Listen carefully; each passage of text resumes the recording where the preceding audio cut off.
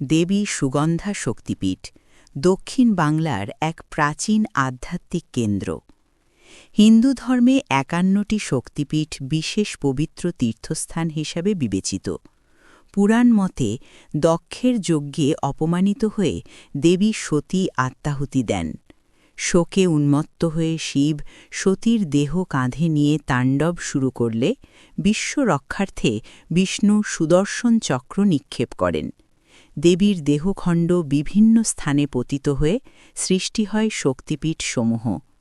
বিশ্বাস করা হয় দেবী সুগন্ধা শক্তিপীঠে সতীর নাসিকা বা নাক পতিত হয়েছিল। অবস্থান ও ঐতিহ্য। দেবী সুগন্ধা শক্তিপীঠ বাংলাদেশের বরিশাল অঞ্চলে অবস্থিত, বর্তমান বরিশাল জেলার শিকারপুর এলাকায়। স্থানীয়ভাবে এটি সুগন্ধা মন্দির নামেও পরিচিত। শান্ত গ্রামীণ পরিবেশে অবস্থিত এই পীঠ বহু শতাব্দী ধরে ভক্তদের আকর্ষণ করে আসছে। দেবী ও ভৈরব। এখানে দেবী পূজিত হন সুগন্ধা বা সুনন্দা নামে।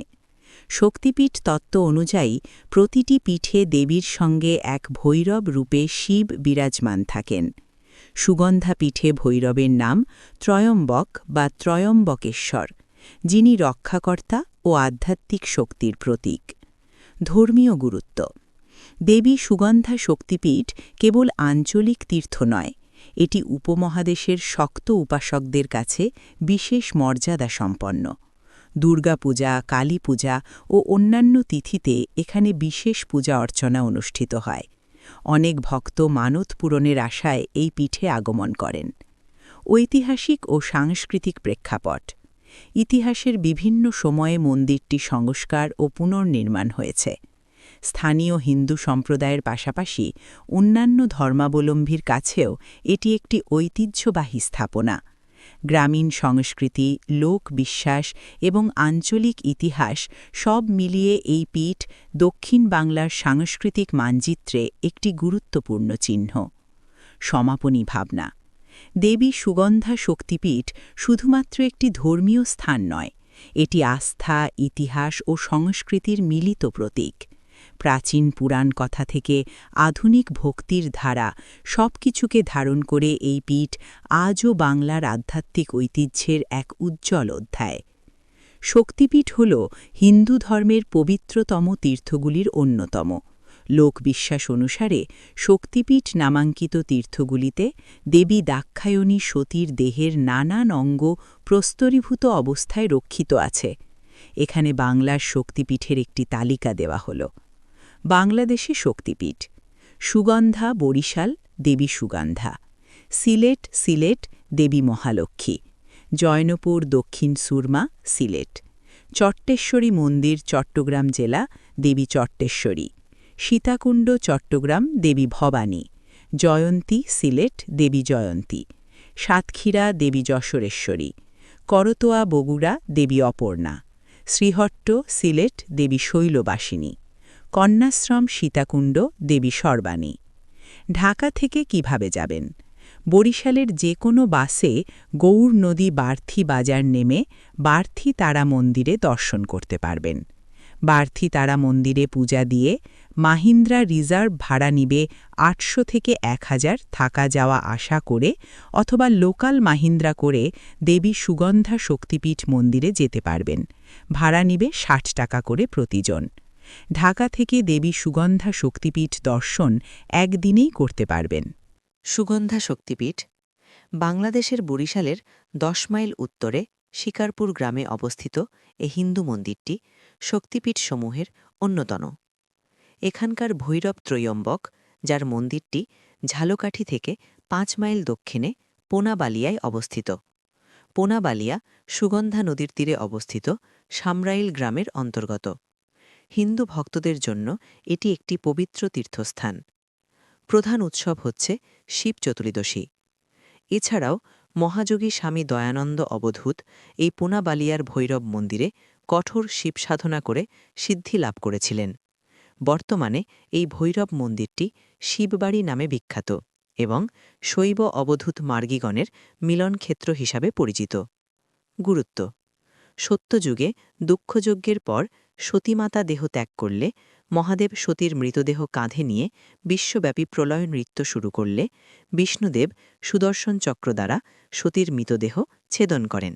এতে সতীমাতার দেহখণ্ডসমূহ ভারতীয় উপমহাদেশের বিভিন্ন স্থানে পতিত হয় এবং এ সকল স্থানসমূহ শক্তিপীঠ হিসাবে পরিচিতি পায়।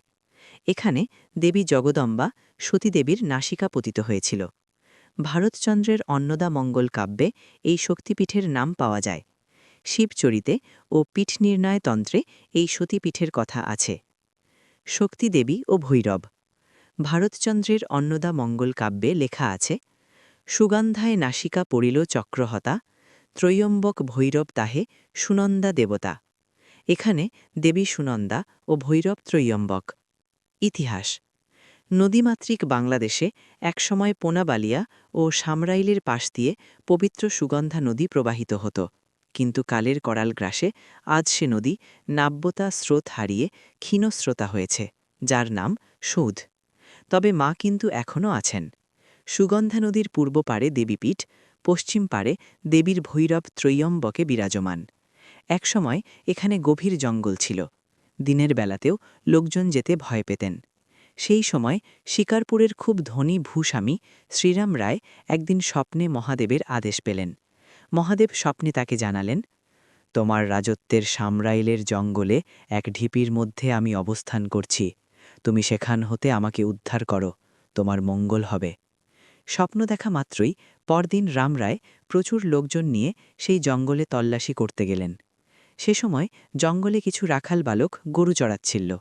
অত লোকজন পাইক পেয়াদা দেখে রাখাল বালকগণ ভয় পেয়ে পালাতে উদ্যত হলে রামরায় অভয় দিয়ে বলল, ওহে রাখাল বালকগণ, আমাকে দেখে ভীত হয়ে পালানোর দরকার নেই। আমি এখানে জঙ্গলের মধ্যে কেবল একটি অলৌকিক ঢিপির খোঁজ করতে এসেছি। রাখাল বালকগণ এই রকম একটা অলৌকিক ঢিপির সন্ধান জানত। তারা একটা ঘটনা বলল। ঘটনাটা এই, রাখালদের গরুগুলো আগের মতো আর দুগ্ধ প্রদান করছিল না। মালিক ভাবল রাখালরাই নিশ্চয়ই দুধ চুরি করে গরু চড়ানোর সময়। একদিন মালিক ভাবল হাতে নাতে চোরগুলোকে ধরবে, তারপর রাজার কাছে নালিশ জানাবে। এই ভেবে একদিন মালিক রাখালদের পিছু নিল চুপিসারে। জঙ্গলে গরুগুলো যখন তৃণ খাচ্ছিল, মালিক লুকিয়ে দেখছিল। হঠাৎ মালিক দেখল গরুগুলো একে একে জঙ্গলে ঢুকে একটা উঁচু ঢিপিতে নিজেরাই বাট থেকে দুধ দিচ্ছে। মালিক ভাবল গরুগুলো এমন করছে কেন, ওই ঢিপিতে কি আছে ভেবে মালিক নিজে জঙ্গলের শুকনো কাঠখড় জোগাড় করে ওই ঢিপিতে আগুন ধরিয়ে দিল। লেলিহান আগুনের শিখা যখন লকলক করে উঠছিল, মালিক দেখল একটি কৃষ্ণবর্ণা বালিকা সেই ঢিপি থেকে দৌড়ে পাশে জলাশয়ে প্রবেশ করল। রাখালদের কাছে এই শুনে ধনী রামরায় সেই ঢিপির কাছে পৌঁছে খনন করার আদেশ দিল। খনন করতেই লিঙ্গ মূর্তি বের হল। রামরায় ভাবল এই লিঙ্গ তিনি গৃহে মন্দিরে প্রতিষ্ঠা করে নিত্য সেবা করবেন। কিন্তু আশ্চর্য, কত শত লোক মিলেও সেই লিঙ্গ তুলতে পারল না। সেই দিন রাতে ভগবান ভোলানাথ আবার রাজাকে স্বপ্নে বললেন, আমাকে ওইখানেই প্রতিষ্ঠা করো। মনে রাখবে, আমার বিহারের স্থানে কোনো আচ্ছাদন থাকবে না। বিত্তশালী রামরায় সেইভাবেই বাবাকে স্থাপন করে নিত্য পূজার ব্যবস্থা করলেন। অপরদিকে আরেকটি ঘটনা। শিকারপুর গ্রামে পঞ্চানন চক্রবর্তী নামে একজন নিষ্ঠাবান ব্রাহ্মণ বাস করত। সে ছিল সৎ, ধার্মিক, মানবপ্রেমিক। একদা মা কালী তাকে দর্শন দিয়ে বললেন, সুগন্ধার গর্ভে আমি শিলারূপে বিরাজিতা আছি। তুমি আমাকে সেখান থেকে তুলে এনে প্রতিষ্ঠা ও পুজোর ব্যবস্থা করো। চক্রবর্তী মশাই সেই স্বপ্নাদেশে দেখানো জায়গা থেকে মায়ের পাষাণ মূর্তি তুলে প্রতিষ্ঠা ও নিত্য পুজো করতে লাগলেন। গ্রামের লোকেরা এসে যে যা পারে তাই দিয়ে মায়ের সেবা করতে লাগল। মূর্তি। কথিত আছে যে ৬১৭ সালে জনৈক ব্রাহ্মণ স্বপ্নাদিষ্ট হয়ে নদীগর্ভ থেকে দেবী উগ্রতারার মূর্তি উদ্ধার করেন। তাকেই দেবী সুগন্ধারূপে পূজা করা হয়। দেবী খড়গ, খেটক, নীলপদ্ম, নরমুণ্ডের কঙ্কাল ধারণ করে আছেন। মাথার ওপর আর্তিক, ব্রহ্মা, বিষ্ণু, শিব, গণেশ বিরাজমান। ১২৯১ সালে ১৮৮৫ সালে সাম্প্রদায়িক দাঙ্গার সময় সেই মূর্তি স্থানীয় মুসলমানদের দ্বারা ভেঙে দেওয়া হয়েছিল। এরপর ১৩১৯ সালে ১৯১৩ সালে আদিমূর্তির আদলে গঠিত প্রতিভূ মূর্তি স্থাপিত হয়েছিল। সেই মূর্তি মুক্তিযুদ্ধের সময় পাকিস্তানি সেনাবাহিনীর দ্বারা খণ্ডিত হয়েছিল।